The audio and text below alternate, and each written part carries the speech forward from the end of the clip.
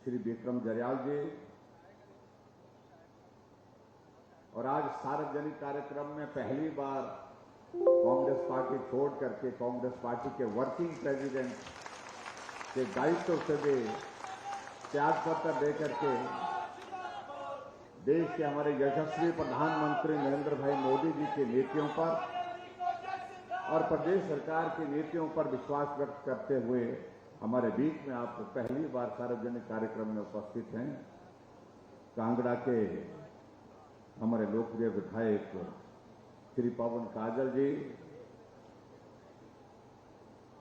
मंडल के अध्यक्ष प्रीतम जी, पार्टी के साथी हमारे दीपक अवस्थी जी, अमरीश जी, सतीश जी, सीमा जी, विजय चौधरी जी, डिप्टी कमिश्नर कांगड़ा, श्री कांगड़ा, सभी वरिष्ठ अधिकारीगण और यहां उपस्थित सभी भाइयों बहनों, नौजवान साथियों, पत्रकार मित्रों,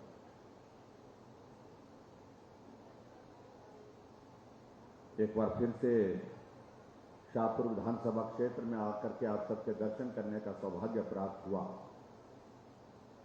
कुछ लोग जोशी के साथ आप लोगों ने हमारा अभिनंदन स्वागत किया, उसके लिए मैं आप सबको बहुत बहुत धन्यवाद करता हूं।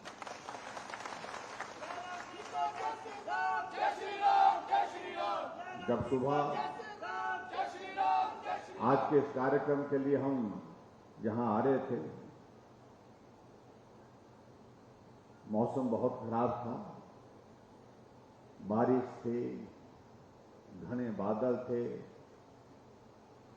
जब एयरपोर्ट पहुंचे हम जो कि अपने आप ਨੂੰ ਸਾਈਅਦ ਦਾ तो 20 मीटर 25 मीटर की विजिबिलिटी थी और एक परिस्थिति ऐसी बन गई कि मुझे लगा कि मैं डिप्टी कमिश्नर को यहां पर फोन करके बोलूं कि आज के इस कार्यक्रम के लिए वर्चुअल मोड से आप तैयारी करिए। अगर आना नहीं हो पाए, अगर मौसम ठीक नहीं हो पाए तो शिमला से ही मुझे आपको संबोधित करना पड़ रहा था, लेकिन आप सबकी लगता है कि प्रबल इच्छा थी कि हम आए, पहुंचे, आप सबके भी दर्शन करने का ये सौभाग्य प्राप्त हुआ। उसके लिए मैं आप सबकी जो मन की बात, जिसको मैं कह सकता हूं, उसमें हम सफल हुए, उसके लिए आप सबका बहुत धन्यवाद। भाई और बहनों, हम आजकल कुछ कार्यक्रम कर रहे हैं और यहां इस कार्यक्रम में मैं आकर के मैं देख रहा हूं कि यहां पुरुषों को आज कहां रखा गया है। कि सारी कुर्सियां तो महिलाओं से भरी पड़ी हैं। पुरुष बेचारे किनारे में खड़े होकर के या नीचे बैठ करके जो है अपना इस कार्यक्रम का हिस्सा बने, लेकिन मैं पुरुषों के खिलाफ नहीं हूं, मैं आपके पक्ष में हूं। पूरी सहानुभूति आप सबके साथ व्यक्त कर रहा हूं कि दौर कितना परिवर्तित हो गया। कभी एक दौर ऐसा होता था जब पुरुष कहते थे कि आज हमारे मुख्यमंत्री जी आ रहे हैं, आज हमारे मंत्री जी आ रहे हैं, हम जा रहे हैं, सभा में जा रहे हैं, हमारे लिए सुबह नहाने का इंतजाम जल्दी करिए, खाने का इंतजाम जल्दी करिए। लेकिन आज दौर कितना बदल गया। आज महिलाओं ने कहा कि पुरुषों को आज मुख्यमंत्री जी आ रहे हैं, हम जा रही हैं, तुम इंतजाम करिए।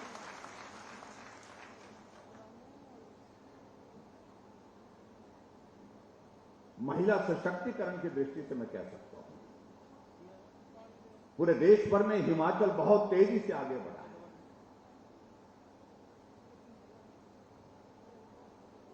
जब हिमाचल प्रदेश का गठन हुआ तो उस वक्त हिमाचल प्रदेश की साक्षरता दर 4.8% थी और महिलाओं की साक्षरता दर मात्र 2% थी। 15 अप्रैल 1948 से पहले की मैं बात कर रहा हूं।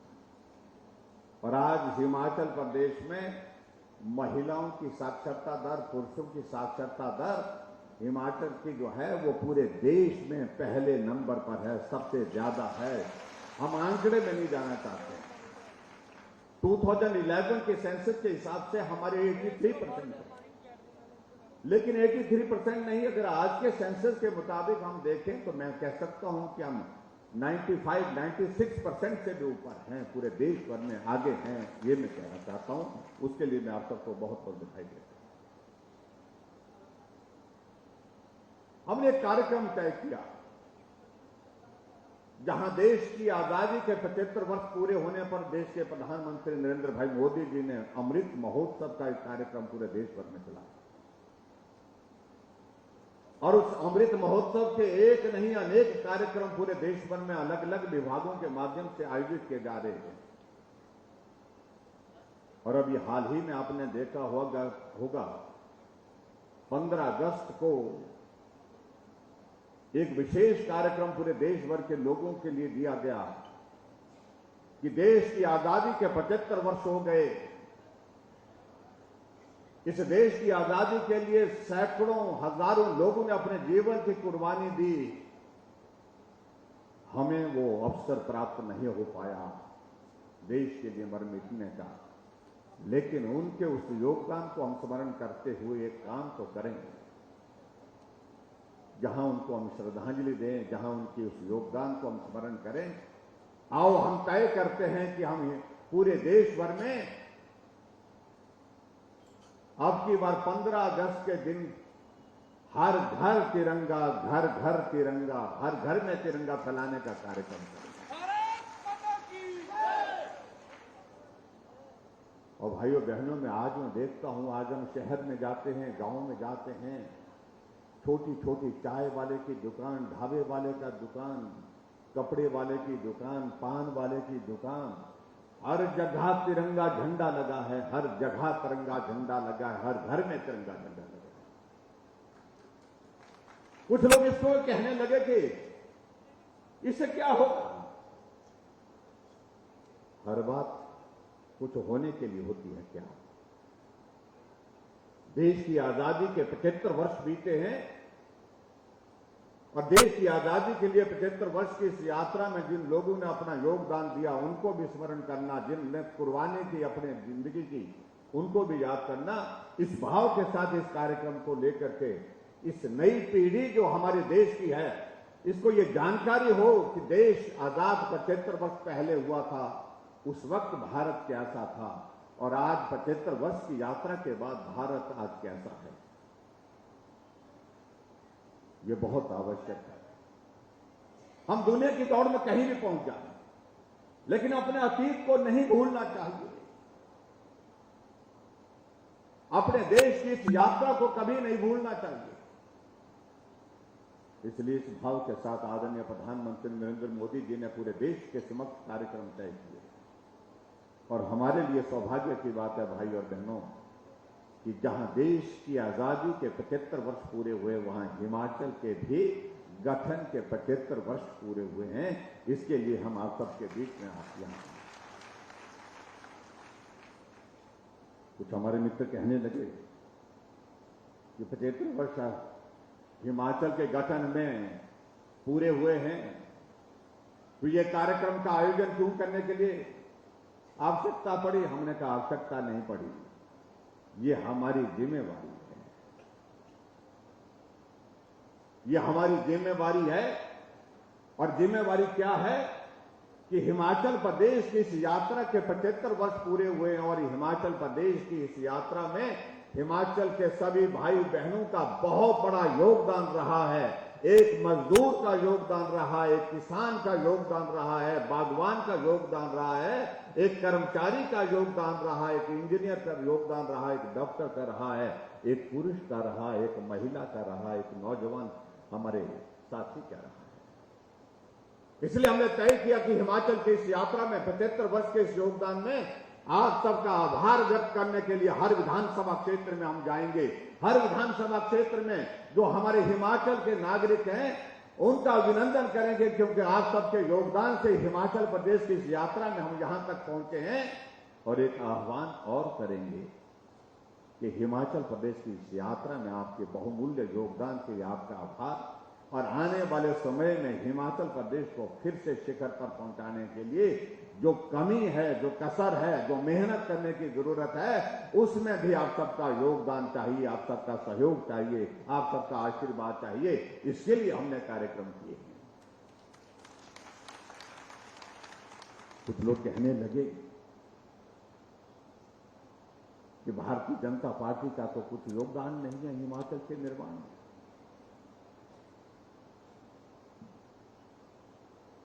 ये तो कांग्रेस की देन है। ये देन एक पार्टी की नहीं है। हिमाचल के निर्माण के लिए बहुत सारे लोगों ने कुर्बानी दी है और उस वक्त कोई पार्टी नहीं थी, सब लोग एक मिलकर के काम कर रहे थे कि हमारा पहाड़ी प्रदेश है, पहाड़ी प्रदेश के लिए अलग सा हमारा राज्य बनना चाहिए। हां, ये बात सत्य है कि डॉक्टर यशवंत सिंह परमार को हिमाचल निर्माता के रूप में जानते हैं कि उन्होंने हिमाचल प्रदेश के निर्माण में एक बहुत महत्वपूर्ण भूमिका निभाई। उनके योगदान को हम स्मरण करते हैं। लेकिन आपने यहां देखा होगा, जो एक डॉक्यूमेंट्री हमने आपके सामने प्रस्तुत की मुझसे पहले आने से पहले, क्योंकि हम आने में देर हो गए, उसमें आपने देखा होगा कि हिमाचल प्रदेश से कि देश के हमारे प्रदेश के हमारे 5 मुख्यमंत्री मुझसे पहले रहे हैं, सबका चित्रण किया है। हमने उनका भी धन्यवाद किया है। डॉक्टर वाई.एस. परमार जी का भी अभिनंदन किया है, धन्यवाद किया है। श्री वीरभद्र सिंह जी का भी धन्यवाद किया है, ठाकुर रामलाल जी का भी धन्यवाद किया है, श्री शांता कुमार जी का भी और श्री प्रेम कुमार धूमल जी का भी धन्यवाद किया है कि उनका भी एक बहुत बड़ा योगदान हिमाचल प्रदेश को आगे बढ़ाने में रहा। लेकिन सही मायने में इस बात को मैं कहना चाहता हूं, सही मायने में हिमाचल प्रदेश में अगर ये कार्यक्रम का अगर हमने आयोजन रखा है, इसका हेतु उसका कारण एक है कि सबसे बड़ा योगदान किसका है। प्रश्न ये है, हमसे पूछा गया कि सबसे बड़ा योगदान हिमाचल प्रदेश के विकास में किसका है, तो हमने कहा कि हिमाचल प्रदेश के मेहनतकश भाई और बहनों का है। हम उनके लिए ये कार्यक्रम समर्पित कर रहे हैं और उनसे अपील भी इस बात के लिए कर रहे हैं कि आने वाले समय का हिमाचल कैसा होना चाहिए। आओ मिलकर के बैठें, मिलकर के काम करें, मिलकर के आगे बढ़ें और आने वाले समय में हिमाचल प्रदेश के भविष्य का निर्माण करने में भी आप सबका योगदान रहना चाहिए। भाइयों और बहनों, मैं चंबा के मिंजर के मेले से इस कार्यक्रम की शुरुआत, जो कार्यक्रम हमारे चलते हैं, मैं प्रदर्शनी देख रहा था। मेरा आपसे भी निवेदन है कि यहां जो प्रदर्शनी लगी उसको जरूर देखें। जब हिमाचल बना था उस वक्त 288 किलोमीटर सड़क हिमाचल प्रदेश में थी और मैं यही बात देख रहा था कि चंबा में आपने यहां इसमें देखा भी होगा, जो हमारी वीडियो आपने यहां पर देखी होगी, उसमें देखा होगा कि नदी को पार करने के लिए भैंस की खाल में हवा भर करके उसका सहारा लेकर के जो है रावी नदी को पार किया जा रहा है। बांगी घाटी का एक पुल देखा मैंने, जो हिमाचल के निर्माण से पहले का पुल था। घास की रस्सी बांध करके जो है बना करके उसका पुल बनाया गया था और उस पुल के ऊपर से लोग जो है एक दूसरे को सहारा दे करके धीरे धीरे पार कर रहे हैं।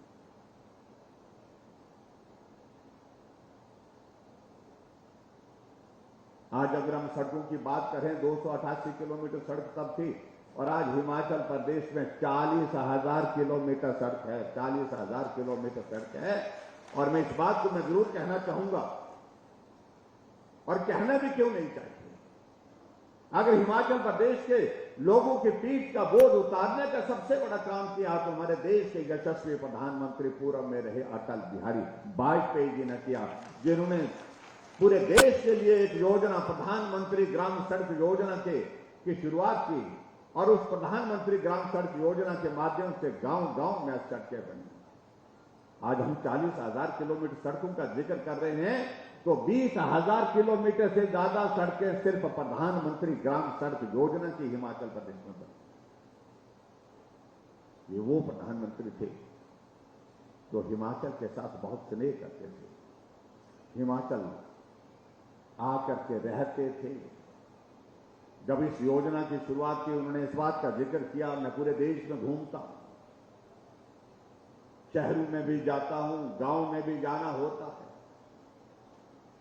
लेकिन जब गांव को देखता हूं तो गांव के लोगों की पीठ का बोझ अभी तक नहीं उतरा।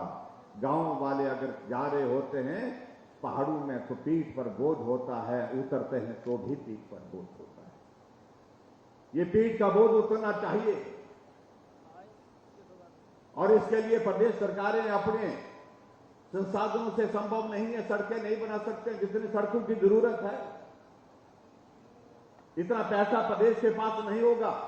और इसलिए उन्होंने कहा कि मैं केंद्र से योजना शुरू कर रहा हूं। केंद्र से योजना शुरू की उन्होंने 60,000 करोड़ रुपए की योजना शुरू की उस वक्त प्रधानमंत्री ग्राम सड़क योजना। और उस योजना के माध्यम से हिमाचल प्रदेश में सड़क गांव-गांव तक पहुंची। यहां भाई और बहनों, आप सबके आशीर्वाद से 4.5 वर्ष से हमारी सरकार है और ये मेरा दायित्व बनता है, मेरी जिम्मेवारी बनता है कि 4.5 वर्ष के इस कार्यकाल में आप सबका समर्थन मिला, सहयोग मिला, सरकार बना करके चलाने का। हर कदम पर जहां मुझे आप सबके सहयोग की आवश्यकता थी, आप लोगों की मदद मिली।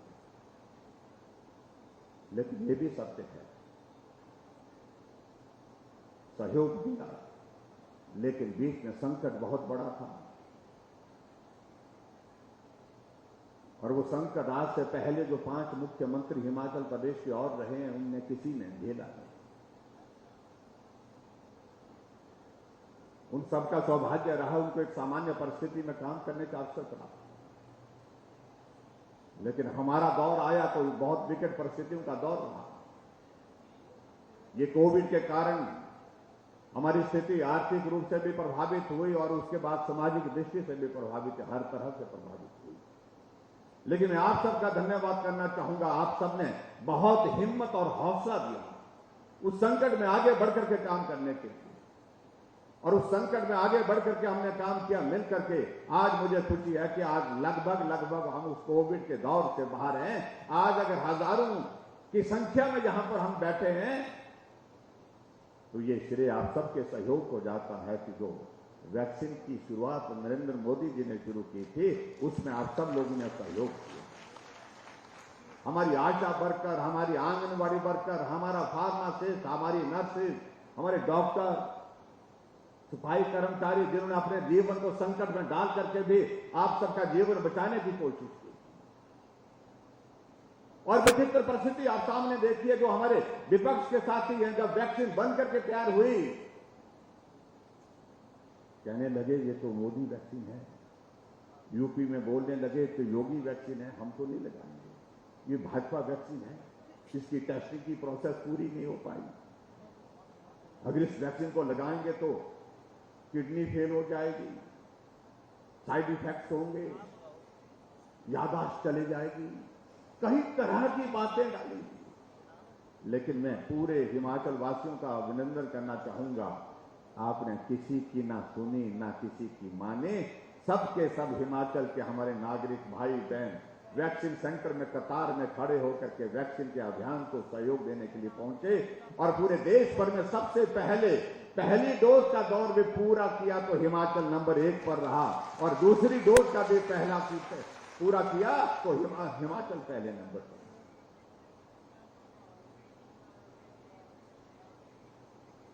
जो हमसे आप पूछते हैं, या सरवीन जी बता रहे थे कि एक एक पंचायत का एक एक छोटे छोटे काम, एक एक गली, एक एक रास्ता बता रहे थे। और स्वाभाविक रूप से ये जिम्मेवारी भी बनती है विधायक होने के नाते कि हमने पूरे क्षेत्र में विकास को संतुलित होकर के हर जगह काम करने की कोशिश की है। और जहां तक प्रदेश की अगर मैं बात कहूं, हिमाचल प्रदेश के हर क्षेत्र में विकास हुआ, हर क्षेत्र में विकास हुआ है। और हमने इस बात को सुनिश्चित किया है कि संतुलित विकास हो, और संतुलित विकास में हम सब लोग मिलकर के पूरे हिमाचल को आगे बढ़ाने के लिए काम करें। और आज मुझे इस बात की खुशी है कि आपके यहाँ शाहपुर विधानसभा क्षेत्र में भी 4 उद्घाटन और 8 शिलान्यास के कार्यक्रम यहाँ पर हुए, और कुल मिलाकर के लगभग 78 करोड़ रुपए के उद्घाटन और शिलान्यास आपके इस विधानसभा क्षेत्र के अंतर्गत विकास की दृष्टि से हुए हैं। उसके लिए मैं आप सबको बहुत बहुत बधाई और शुभकामनाएं देता हूं।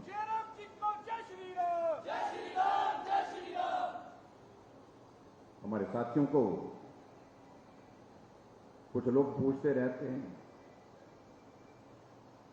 और स्वाभाविक रूप से जब सरकार होती है तो तब ज्यादा पूछने की कोशिश करते हैं। मैं एक आंकड़ा देख रहा था, 2012 से 2017 तक कांग्रेस की सरकार रही तो आपके इस विधानसभा क्षेत्र में लगभग पीडब्ल्यू डिपार्टमेंट में 5 वर्षों में 250 करोड़ खर्च हुआ, और हमारा अभी 5 वर्ष का कार्यकाल पूरा हुआ नहीं। अभी तक हमने 2018 से अभी तक यहाँ आपके इस विधानसभा क्षेत्र में This movie download. 100 crore PW department. This movie downloaded from Sunhit Movie. आप कल्पना कर सकते हैं हम उनसे विकास की दृष्टि से दुगने पहुंचे। और जहां तक सड़कों की अगर बात करें, ठीक है, बरसात के कारण नुकसान हुआ है, बहुत नुकसान हुआ, ये आदमी के हाथ की बात नहीं।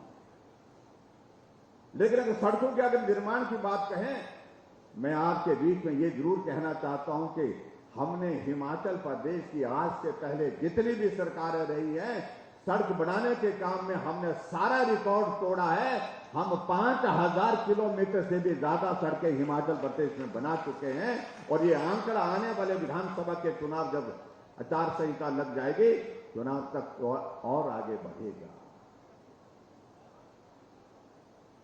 फिर भी हमारे मित्र बोलते हैं कि भी कुछ नहीं किया, कुछ नहीं हुआ, मालूम नहीं क्या चाहिए था उनको। हाँ, हमने वो नहीं किया जो वो करते हैं,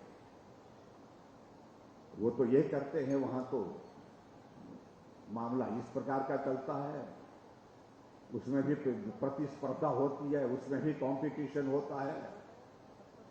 एक आदमी 86,000 करोड़ रुपए का घोटाला करता है, दूसरा 1,76,000 करोड़ रुपए का घोटाला करता है।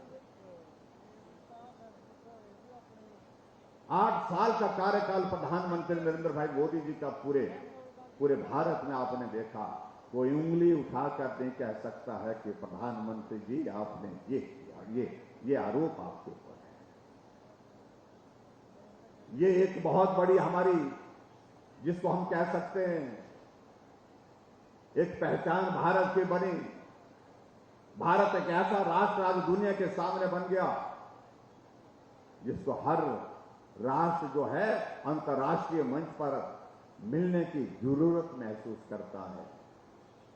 प्रधानमंत्री जी तो पहले भी रहे, उनके प्रति हमारा सम्मान है, मेरा किसी के खिलाफ कोई किसी प्रकार का कोई इस तरह का भाव नहीं। लेकिन सच्चाई है कि अंतर्राष्ट्रीय मंच पर भारत के प्रधानमंत्री पूर्व में जो रहे, वो सम्मान नहीं दिखता था, वो सम्मान नहीं मिलता था जो आज नरेंद्र भाई मोदी जी को मिलता है। देश की आवश्यकता, भाई और बहनों, मजबूत नेतृत्व, और मजबूत नेतृत्व नरेंद्र भाई मोदी जी के रूप में, और इसलिए हिमाचल की आवश्यकता भी कि नरेंद्र भाई मोदी जी के नेतृत्व को और मजबूत करना, ये हमारी भी आवश्यकता है, क्योंकि हिमाचल प्रदेश को आगे बढ़ाने के लिए नरेंद्र मोदी जी ने हमेशा हमको स्नेह दिया है, प्यार दिया है, सहयोग दिया है। उसके लिए हम जीवन भर उनका एहसान चुकता नहीं कर सकते। 7 बार कोई प्रधानमंत्री हिमाचल प्रदेश में आते हैं 4.5 वर्ष के कार्यकाल में। पहले साल का कार्यकाल पूरा होता तो धर्मशाला में आते हैं, ग्लोबल इन्वेस्टर मीट होती है तो धर्मशाला में आते हैं, चीफ सेक्रेटरी की पूरे देश की 2 दिन की कनक्लेव होती है तो धर्मशाला में आते हैं। क्या आज से पहले भी कोई प्रधानमंत्री इस प्रकार से हिमाचल आए?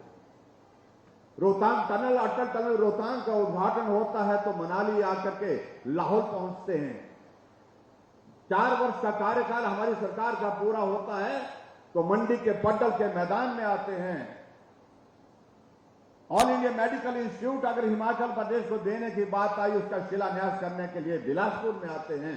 और 8 साल का कार्यकाल पूरा होता है तो प्रधानमंत्री जी कहीं और नहीं, हिमाचल में आते हैं, शिमला में आते हैं। शिमला में आकर के माल रोड में पैदल निकल जाते हैं गाड़ी छोड़ करके।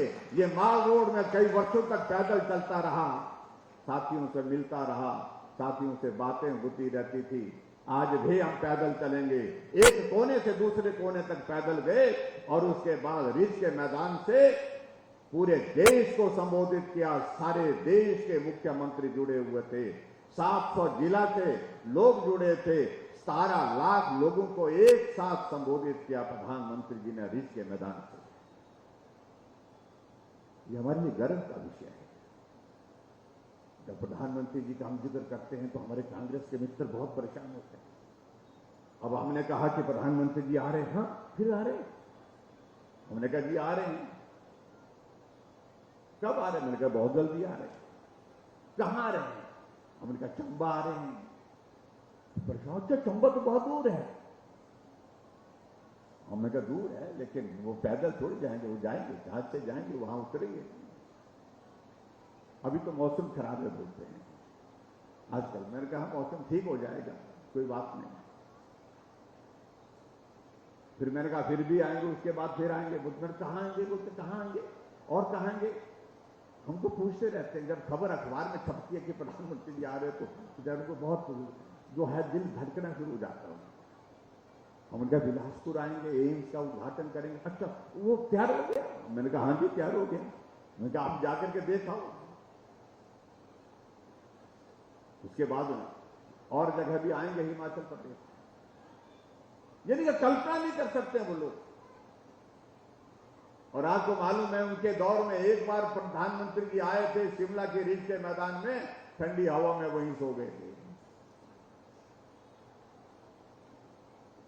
क्योंकि हिमाचल का मौसम बहुत सुहाना होता है और रिज के मैदान में तो बात ही क्या है। और एक प्रधानमंत्री हमारे आते हैं, वो रिज पर पैदल चलकर जाते, जो घूम करके आ जाते हैं।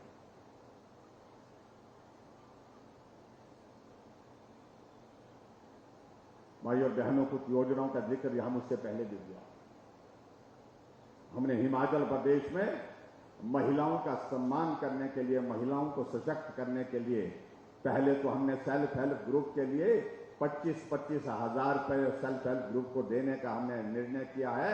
और 25,000 ग्रुप जो है रिवॉल्विंग फंड के रूप में सेल्फ हेल्प ग्रुप लेकर के काम करेंगी, अपने पांव पर खड़ा होंगी, अपने रोजगार का साधन जुटाएंगे। और उसके बाद अभी हमने एक और निर्णय लिया, और वो निर्णय ये लिया कि हमारी महिलाओं की संख्या आबादी का आधा हिस्सा है, 50% है। महिलाएं काम करने के लिए बाहर निकलना चाहती हैं। कोई सरकारी नौकरी करती है, कोई सरकारी नौकरी नहीं, प्राइवेट सेक्टर में काम करती है, कोई अपना व्यवसाय करती हैं, बिजनेस करती हैं, दुकान करती हैं।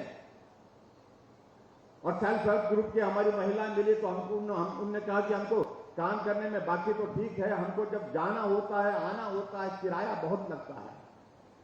हमने कहा सोचते हैं, और हमने सोचा, हमने कहा आप आबादी का आधा हिस्सा है तो किराया भी आधा लिया जाएगा। ये हिमाचल प्रदेश में सरकार ने कहा। और हमारे कांग्रेस के मित्रों ने कहा ये तो बहुत गलत किया, महिलाओं को मुफ्तखोर बना दिया। हमने कहा मुफ्तखोर बनाने का शब्द जो है ये आपको बहुत महंगा पड़ेगा, बहुत महंगा पड़ेगा।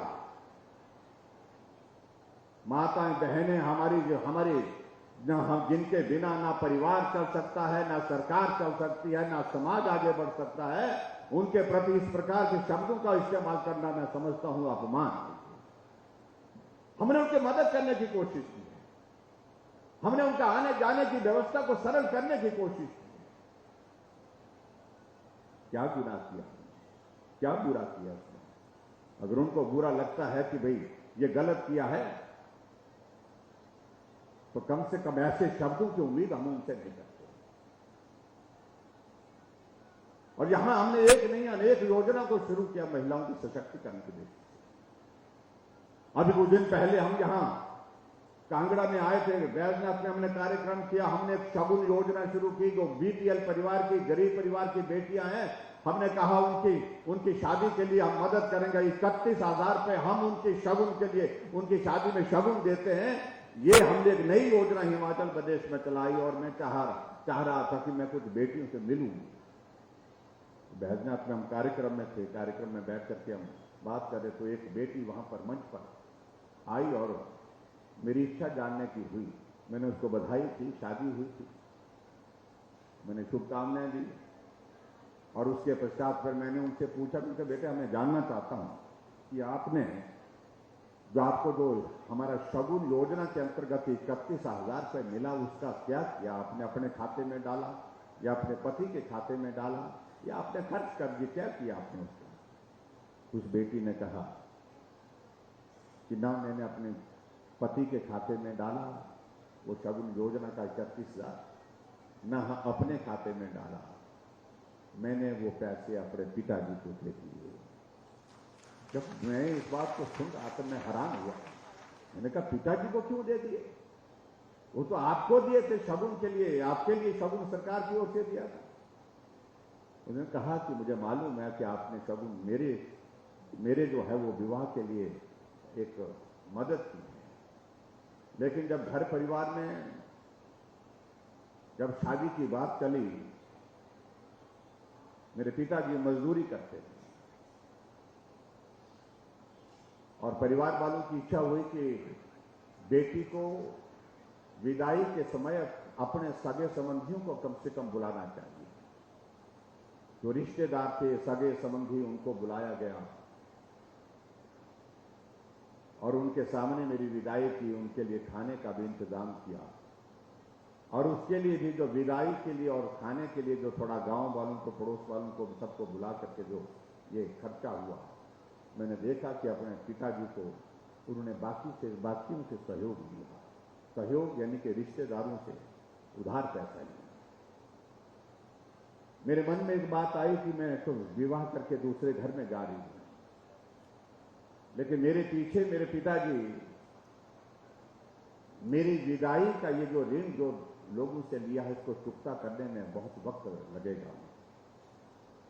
इसलिए मैंने तय किया कि पिता के ऊपर जाते हुए मैं बोझ बन करके जाऊं, ये मेरी इच्छा नहीं थी। ये मेरे मन को बहुत पीड़ा लग रही थी और इसलिए मैंने तय किया कि मेरी ओर से जो योगदान जो किया जा सकता है, जो यही किया जा सकता, जो सरकार की ओर से शगुन योजना का 31,000 रुपये मिला, तो वो मैंने अपने पिताजी को दे दिया ताकि वो अपना जो सहयोग ऋण लिया है उसको चुकता करे। आप कल्पना करो बेटी की भावना अपने पिता के प्रति किस प्रकार की है, कल्पना नहीं कर सकते।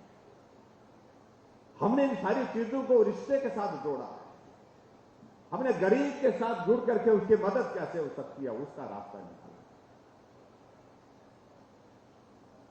शिमला में एक कार्यक्रम था और उस कार्यक्रम में वो भी कांगड़ा की एक महिला थी, उसको मंच पर बुलाया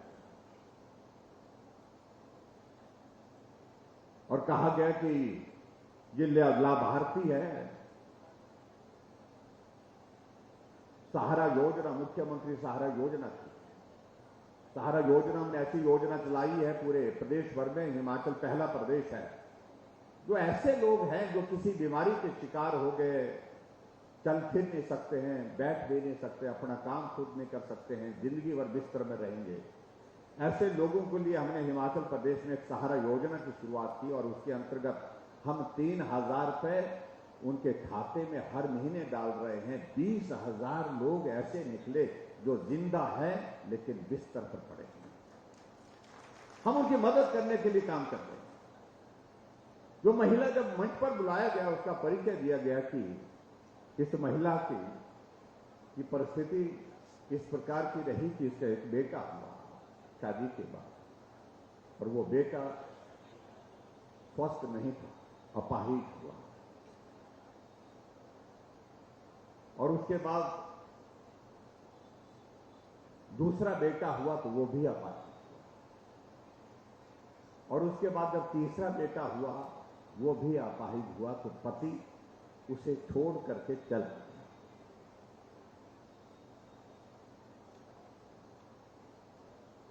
और उस मां के सामने महिला के सामने एक बहुत बड़ा संकट था।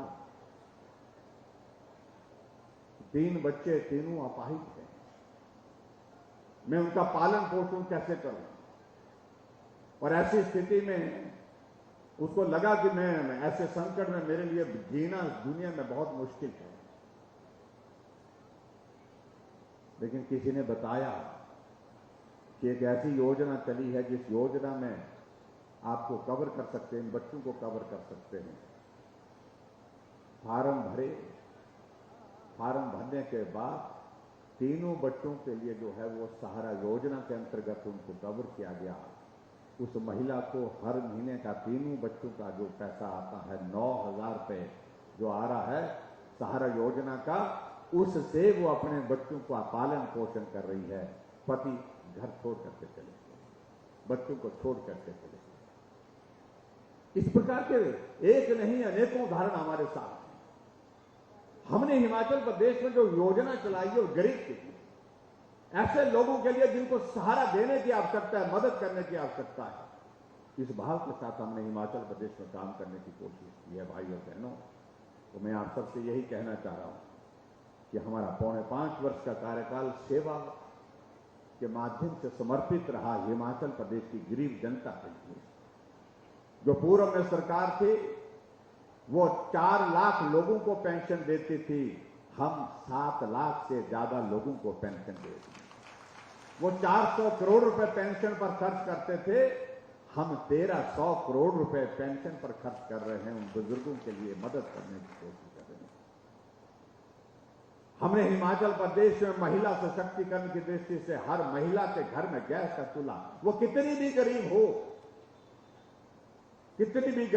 उसके घर में गैस का चूल्हा पहुंचाने का काम हमारी सरकार ने किया।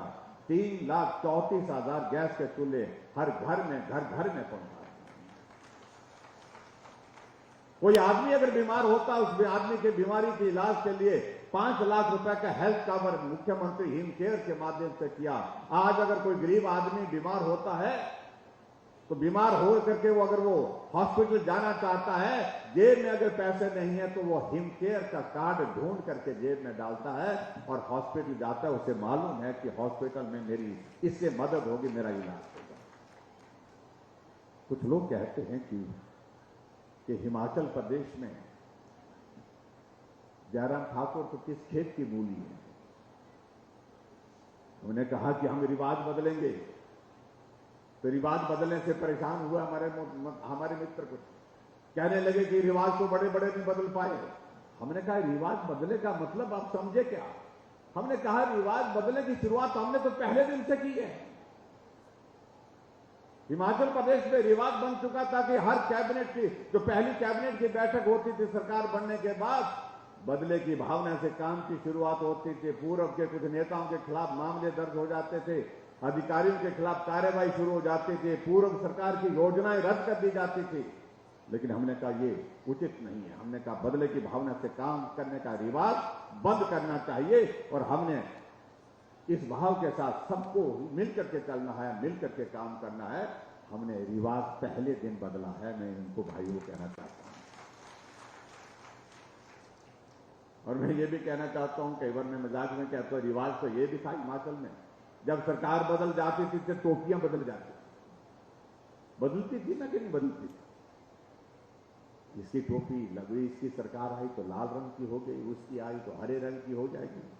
तो ये रिवाज बन गया होता है हिमाचल। हमने ये टोपी सबकी है भाई, ये हिमाचल की टोपी है, ये किसी पार्टी की टोपी नहीं है, ये हिमाचल की पहचान है।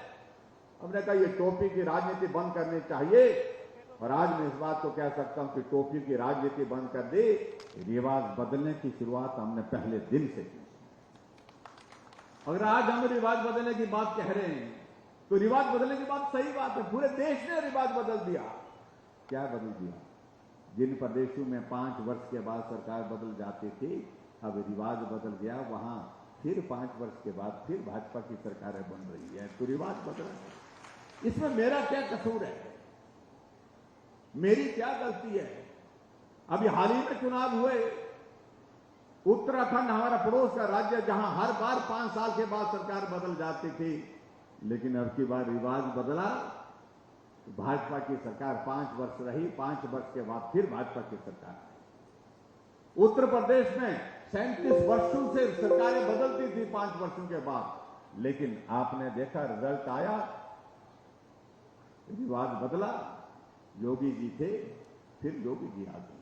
मणिपुर में, गोवा में, हमारा पड़ोस का राज्य हरियाणा, जब सब जगह रिवाज बदल गया, सब जगह रिवाज बदल गया, तो हिमाचल में अगर रिवाज बदलने की बात कही हमने तो क्या गुनाह कर दिया। कहा कि बड़े बड़े लोग नहीं कर पाए इस काम को, राजा साहब 6 बार रहे, वो नहीं कर पाए। हमने कहा कई बार सभी काम के लिए बड़े आदमी नहीं चाहिए, छोटे आदमी से भी कई बार बड़ा काम हो जाता है। और अब की बार ये छोटा आदमी जिसे कहा गया कि जयराम तो किस खेत की मूली है, अब मुझे शब्दों पर मैं ज्यादा नहीं कहना चाहता हूं, यहां आप लोग बुद्धिजीवी बैठे हैं, उनका भाव क्या है? अभी तक सोच नहीं गई जो बड़े आदमी की सोच होती है, उस परिवार की सोच होती है, वही भाव है। दूसरे आदमी को हीन भावना के साथ देखना, दूसरे आदमी के प्रति जो है सम्मान का भाव नहीं रखना, यही कई बार ऊपर से आदमी को जमीन पर ले आता है। ये मैं कहना चाहता हूं। हम छोटे हैं, मैं गरीब परिवार से संबंध रखता हूं और उस गरीब परिवार से सीख करके हमने जितना गरीबी को करीब से देखा है, मैं कह सकता हूं कुछ लोगों ने भाषण देना गरीबी पर और एक बात होती है, लेकिन गरीबी जिस आदमी ने झेली हो वो उस बात को समझता है। देश के यशस्वी प्रधानमंत्री के पिताजी चाय बेचते थे और वो उस काम में उनका सहयोग करते थे। उनने गरीबी को देखा है। उनकी मांग के बारे में आपको कहूंगा, आदरणीय मोदी जी ने बहुत विस्तार से अपनी मांग के बारे में जिक्र किया है। उन्होंने गरीबी को देखा है, तभी गरीब लोगों की आज सेवा हो पा रही है। गरीब लोगों की जरूरत क्या है, उनकी पीड़ा क्या है, ये बड़ा आदमी नहीं समझ सकता, वो गरीब आदमी ही समझ सकता है। और इसलिए हमने हिमाचल प्रदेश में, चाहे वो पेंशन देने की बात है, चाहे हिम केयर की शुरू करने की बात है, चाहे महिलाओं को सहारा योजना, जब महिलाओं के लिए हम शगुन योजना की बात कह रहे हैं, चाहे 50% किराए की बात कह रहे हैं, चाहे हम और बातें कह रहे हैं, ये इसलिए कर रहे हैं कि हमने गरीबी को बहुत करीबी से देखा है और जो बड़े लोग हैं उनने नहीं देखा है। गरीब लोगों के दर्द को अगर समझना है तो गरीब हो करके ही इसको समझा जा सकता है। ये मैं दावे के साथ कह सकता हूं। इसलिए भाई और बहनों, जो बातें हमारे कई मित्र कह रहे हैं उनकी बातों पे ज्यादा नहीं मैं कह रहा हूं, इतना ही कहना चाह रहा हूं कि भगवान सद्बुद्धि दे। उस पार्टी का कुछ बचा नहीं।